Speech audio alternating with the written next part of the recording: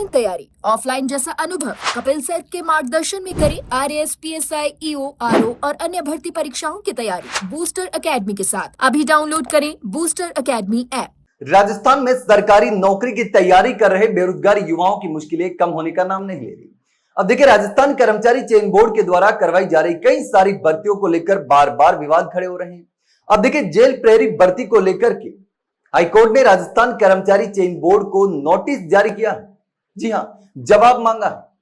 अब देखिए, जेल प्रहरी भर्ती को लेकर पूरा विवाद क्या था, इस विवाद को समझेंगे कि आखिर किस वजह से यह पूरा मामला कोर्ट में गया और कोर्ट ने बोर्ड से जवाब मांगा है। अब देखिए, जेल प्रहरी भर्ती 2024 की हम बात कर रहे हैं, उसमें आयु सीमा में छूट नहीं देने को लेकर के हाईकोर्ट ने बोर्ड से जवाब मांगा है। तो हाईकोर्ट ने जेल प्रहरी सीधी भर्ती 2024 में आयु सीमा में छूट नहीं देने पर राजस्थान कर्मचारी चयन बोर्ड के सचिव कारागृह विभाग के महानिदेशक से जवाब देने के लिए कहा गया है। वहीं एसटी कैटेगरी में एक पद सुरक्षित रखने का निर्देश भी दिया गया है। अब देखिए, जस्टिस गणेश राम मीणा ने यह अंतरिम निर्देश दिए हैं।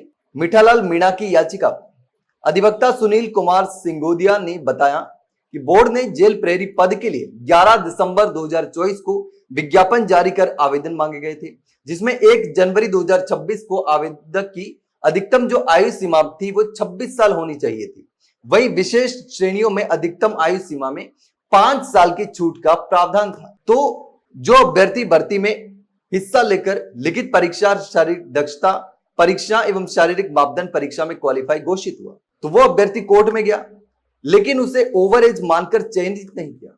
यानी कि जो अभ्यर्थी परीक्षा देकर के जो 26 साल का था, जिसके तहत 5 साल की छूट दी गई थी, जो अधिकतम विशेष श्रेणी के जो अभ्यर्थी थे उनको, तो ऐसे में जो प्रार्थी अभ्यर्थी हैं उसने लिखित परीक्षा वगैरह सारी चीजें क्लियर कर दी और पास भी हो गया, लेकिन उसे ओवर एज मान लिया और फेल कर दिया।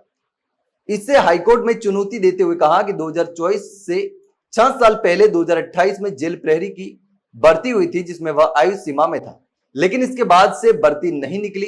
कार्मिक विभाग के 23 सितंबर 2018 के परिपत्र के अनुसार यदि अभ्यर्थी पिछली भर्ती के समय आयु सीमा में था और 3 साल तक कोई भर्ती नहीं थी, तो उसे अधिकतम 3 वर्ष की आयु सीमा में छूट दी जानी चाहिए। इसे अनदेखा कर उसे ओवरेज मान भर्ती से बाहर किया गया है। ये गलत है, ये वकील का भी कहना है। तो कोर्ट ने इस पूरे मामले में जवाब मांगा है।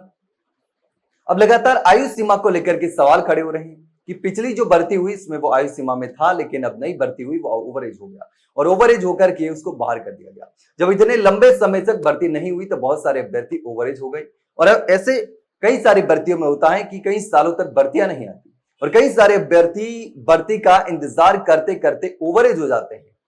तो ऐसे में इस मामले में भी हाईकोर्ट ने जवाब मांगा है, लेकिन इसको लेकर के आप क्या सोचते हैं कमेंट सेक्शन में कमेंट करके जरूर बताना। वहीं अगर जानकारी अच्छी लगी तो वीडियो को लाइक और शेयर जरूर करना, चैनल को सब्सक्राइब करना ना भूलें। फिलहाल के लिए इतना ही, जल्द मिलते हैं नई जानकारी के साथ, तब तक के लिए नमस्कार।